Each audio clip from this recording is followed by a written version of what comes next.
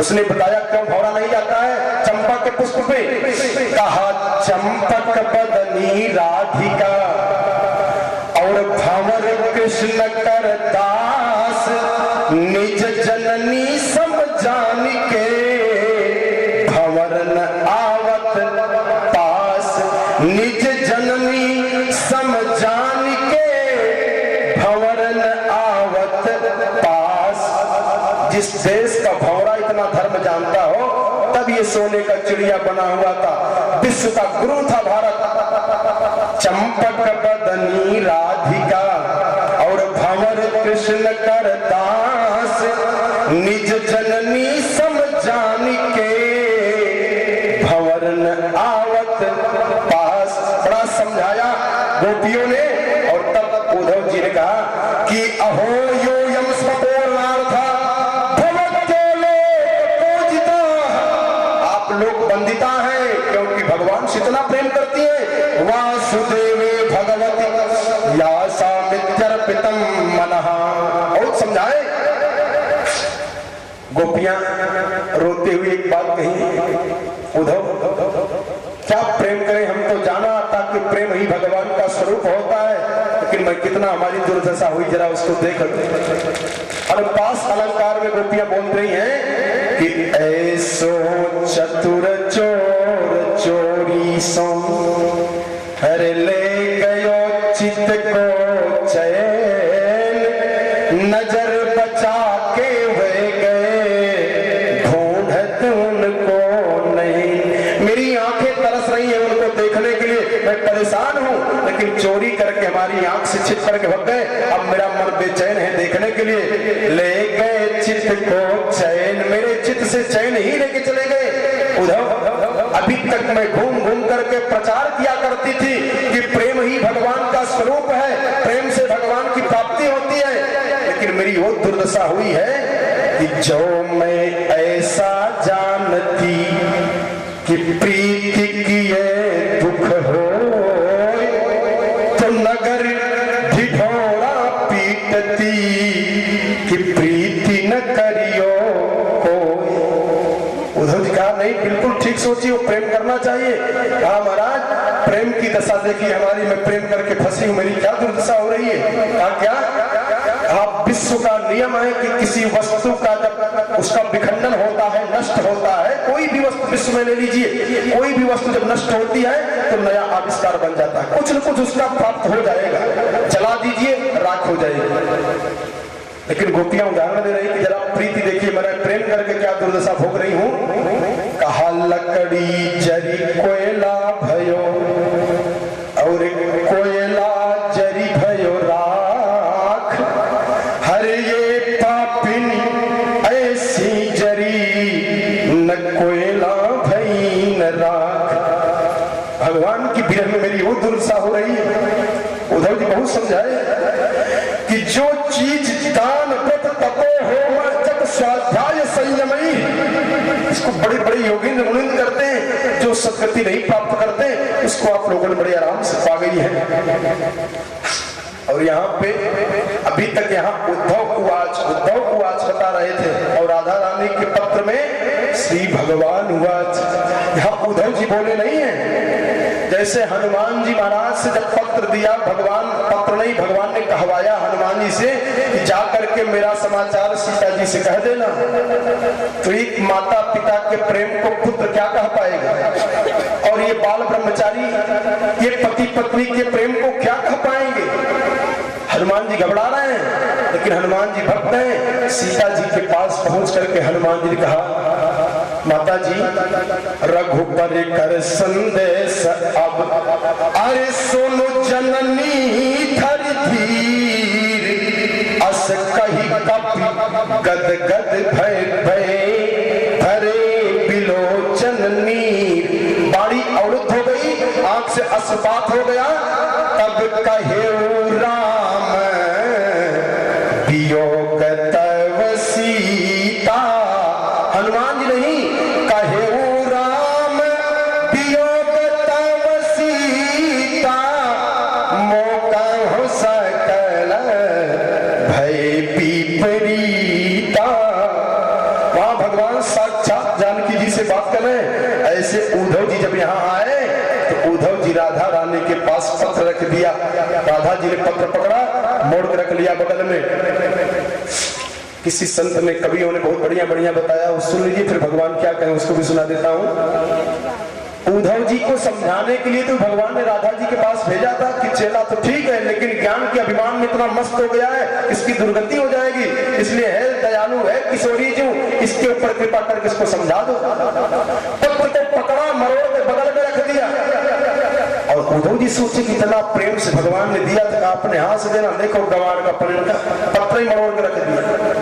राधा जी करेंगे, उद्धव जानते हो, अरे श्याम तन श्याम मन, श्याम ही हमारो धन, आठों याम उद्धव हमको श्याम ही सो काम है। बौरे दौड़ाए उद्धव, पाती लेके दौड़े आए, पाती कौन बाचे जहां रोम रोम श्याम है, जहां रोम रोम श्याम है। राधा जी जब सोने लगे तो उनके सांस से आवाज निकलती थी, हे कृष्ण हे कृष्ण हे कृष्ण। इस सांस प्रश्वास से आवाज की ध्वनि निकलती थी राधा जी की सांस में। बौरे दौड़ाए उद्धव, अरे पाती लेके दौड़े आए, पाती कौन बाचे जहां रोम रोम श्याम है। एक एक रोमे में कन्हैया विराजमान है। और यहाँ भगवान बोल रहे हैं कि भवती नाम वियोगों में नहीं सर्वात्मना पचे, यथा भूतानि भूतेषु खंवाया निर्जलम मही, तथा हंसा मनः प्राण भूतेन्द्रिय गुणाश्रय आत्मन्येवात्मनात्मानं सृजे हमयनुपालये। इसी श्लोक का अर्थ था जो हमने पहली बार में बोल दिया। उद्धव जी चरणों में गिर पड़े, मैया की जय हो राधा रानी की। और चरणों में गिर करके भगवती के चरण को पकड़ लिया। जो भाग्य की ही ज्ञानी अंतर के ता, ज्ञान के स्वरूप उद्धव जी महाराज भक्ति स्वरूपा माता राधा रानी के चरणों में गिर पड़े और कहा, मैया चरण तब तक नहीं छोड़ूंगा जब तक आप हमको कान में मंत्र नहीं दे दोगी। तो राधा रानी ने मंत्र दिया और उद्धव जी 6-7 महीना तक ब्रजमंडल में पड़े रह गए। बोलिए वृंदावन बिहारी लाल की। बड़ा विस्तार से बताए, खूब जाके कर गए भगवान। इसके बाद अपने पति की तिरही उरही करके कंस की पत्नियां अस्थि और प्राप्ति चली गई अपने पिता के यहाँ, जरासंध के यहाँ। कथा को गहराई से देख लो, सोचते चलो। कंस की मृत्यु कब होती है? जब अस्थि और प्राप्ति से विवाह करता है। हमारे आपके जीवन में दुर्गति कब होगी? जब अस्थि प्राप्ति से विवाह कर लोगे। जिस दिन अस्थि और प्राप्ति दोनों से विवाह किया उस दिन सर्वनाश होना ही होना है, बच नहीं पाओगे। अस्थि माने है, प्राप्ति माने और हो जाए, और हो जाए। जितना भगवान दिए हैं उतने में अगर संतोष नहीं है, कर्म कुकर्म धर्म अधर्म पाप पुण्य पर ध्यान जा ही नहीं रहा है। कैसे करें कि हमको ये प्राप्त हो जाए, कैसे करें कि हमको वो प्राप्त हो जाए, इसी का नाम है अस्थि और प्राप्ति। इसके परिणाम स्वरूप मृत्यु होना ही होना है। और जरासंध की कथा है एक, पहले पौराणिक कथा बता दे कि एक राजा को 2 पत्नियां थी, पुत्र नहीं हो रहे थे। राजा ने पुत्र यज्ञ कराई, विद्वान महात्मा आए और यज्ञ का प्रसाद दिया तो दोनों रानियों ने आधा रोहिणी, अब देखिए इस पे विस्तार नहीं करेंगे, मृत्यु पर जीतने की कथा है ये। 23 अक्षौहिणी सेना लेकर के 17 बार चढ़ाई किया जरासंध ने भगवान के ऊपर, और 18वीं बार जब ये चढ़ाई किया 23 अक्षौहिणी सेना लेकर के, तो ब्राह्मणों को अनुष्ठान में बैठाया। कुछ महात्मा कहते हैं ब्राह्मणों के सम्मान के लिए, और काल यवन 3 करोड़ मलेच्छ सेना लेकर के आया। तो भगवान सोचे कि अगर अब भी मैं इसको मार दूंगा तो सब लोग जान जाएंगे। तो भगवान वहां से भगे और इधर काल यवन 3 करोड़ मलेच्छ सेना लेकर के आ रहा है। बात समझ रहे हो? जीव की मृत्यु होती है जरासंध से, बुढ़ापा से। तो जो बुद्धिमान होते हैं वो जरासंध से बच जाते हैं। इतना तक कला सब जानते हो, लेकिन जब काल यवन आता है, जब साक्षात काल ही आता है, तो जो भागवत जी की गहराई से कथा नहीं जाते हैं, तो उसी में राम नाम सत्य पक्का जाना ही जाना है, कोई बचा नहीं पाएगा। और मैं दावा के साथ कह रहा हूं, अगर ये कथा गहराई से समझ में आ जाए तो काल भी आएगा, लौट के चला जाएगा। या तो आपको ज्ञान हो जाएगा कि संसार छोड़ के चलना है, इतना आपको ज्ञान हो जाए, जैसे भगवत पाद आद्य शंकराचार्य जी को हो गया, स्वामी विवेकानंद को हो गया, अपने आप से उठ गए, नहीं चलो। गीता में भगवान ने कहा कि वासांसि जीर्णानि यथा विहाय नवानि गृह्णाति नरो पराणि। अपने आप ही वस्त्र को उतारते हो।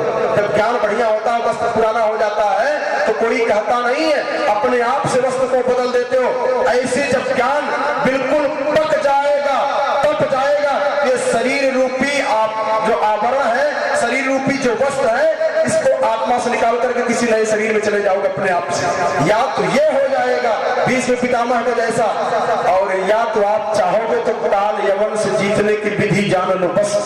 काल यवन से कैसे जीता जाएगा? भगवान ने खेल करके दिखाया। काल यवन नारद जी से पूछा, है कोई लड़ने वाला? संत भी काल यवन से नहीं जीत पाता है। संत भी कह दिया कि महाराज मैं नहीं जीत पाऊंगा, हाथ जोड़ रहा हूं आपसे, सर झुका दिया। तो कहा कोई है मेरा जोड़? भगवान के पास भेज दिया नारद बाबा ने, कहा मेरा लड़ने की इच्छा कर रही है। तो नारद जी ने कहा कि मैं लड़ने नहीं जानता हूँ, लड़ाने जानता हूँ। तो कहा लड़ा दो। तो कहा चले जाओ मथुरा में, अरे कारे घर वारे बार, चले जाओ मथुरापुरी में, सांवला स्वरूप है, लंबी भुजाएं हैं, घुघराला बाल है, वो लड़ करके तुम्हारा पेट भर देंगे। काल यवन आया, 3 करोड़ म्लेच्छ सेना लेकर के गिन दिए हैं। 3 करोड़ में कहा तो कम ज्यादा नहीं हो सकते थे, लेकिन 3 करोड़ कहा कि 3 करोड़, इसमें रहस्य भरा हुआ है, इसी से समस्त जीवों की मृत्यु हो जाती है। भगवान के पास गए तो भगवान सोचे कि 23 अक्षौणी सेना तो मार दिए, प्रहर्षण पर्वत से ऊपर से कूद गए, ये प्रक्रिया है। काल जब आए तो आपको अपनी मथुरापुरी छोड़ करके प्रहर्षण पर्वत पे जा करके कूद करके, और आपके पास है 48 कोट की द्वारिकापुरी, जान ही नहीं पा रहे हो। सकल पदार्थ हैं जग माही, और कर्म हीन नर पावत नाही। आपके पास वो वस्तु है, द्वारिकापुरी है, केवल प्रहर्षण पर्वत से कूद के चले जाओ द्वारिका में, काल यवन कुछ नहीं कर पाएगा। अब हम सब जान ही नहीं पाते कि अब कहां जाए। अरे अखिया से बरसेली बदरिया हो, चुनरिया में दाग लग गई, कैसे जाई पिया की नगरिया हो। रोने लगता है मरने का जब समय आता है, तो प्रहर्षण पर्वत से कूद करके द्वारिकापुरी में जाकर बस जाना है, जो 48 कोस की लंबाई चौड़ाई है। और जब भगवान भागने लगे तो काल यवन ने कहा कि भैया कहां भगे जा रहे हो? आपका मैंने बड़ा नाम सुना है। लेकिन भगवान भगे चले जा रहे हैं। इसी जगह पे भगवान का नाम पड़ा रण छोड़, बोलो रण छोड़ भगवान की। इसके बाद भगवान जाते जाते कहते हैं हस्तपात मिवात्मानम हरिया सब पदे पदे। काल यवन भगवान से एक हाथ दूरी पे है, सोचा अब पकड़ लूंगा, लेकिन पकड़ नहीं पा रहे, भगवान भगे चले जा रहे हैं। और तब भगवान एक पर्वत की गुफा में जाकर के एक जगह देखा तो एक आदमी लेटा हुआ था, उसी के ऊपर भगवान ने अपना पीताम्बर डाल दिया। काल यवन अंदर गया उस गुफा में, देखिए काल यवन से बचने का रास्ता। काल यवन जब अंदर गया गुफा में तो पीताम्बर भगवान का था और सो रहा था दूसरा आदमी। सोचा कि कृष्ण ही है, क्योंकि वस्त्र कृष्ण का ओढ़ा है। एक पैर से धक्का मारा।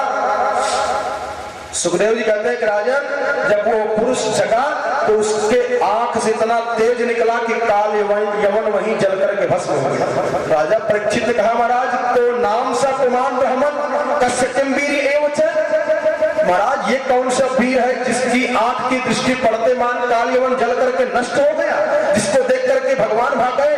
और अगर इतना तेजस्वी है तो कस्मात गुह्यम गता शिष्य किंते जो यवनार्दन, क्यों गुफा में जाकर बैठा हुआ है? तब सुखदेव जी महाराज ने बढ़ा करके बताया कि स इच्छा को कुले चातो